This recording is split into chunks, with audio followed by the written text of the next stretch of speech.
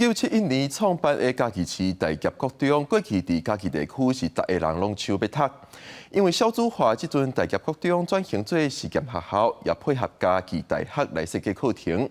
学校讲，今年头一届的新生登记人数是超过按算，其中阁有来自台北、新竹的家长专工刷户口，就是想要入来读册。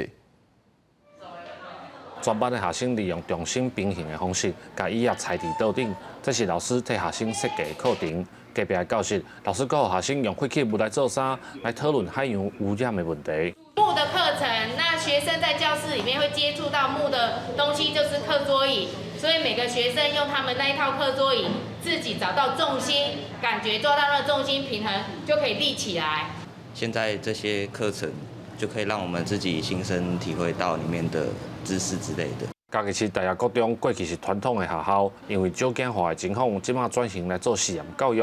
以前捌上过传统课程的3年的学生讲，即马实验教育的课程较趣味。 上学期有一个比较印象深刻，就是咏诗。咏诗有中文跟英文，可以让我们学习更多国外的诗。然后这学期比较印象深刻的就是社企。那请求嘞用以自学，我们会透过发现了问题，然后接下来得以解决，我们也亲手去做。 所以会比学以致用过得更快乐。我们把所有的学科的一个知识做一个主题跟整合，孩子们面对的课程并不是以前很零碎、很破碎的，而是一个主题式的一个呈现。配合嘉义大学设计课程，培养学生自主学习的能力。课程的规划，互家长拢真认同。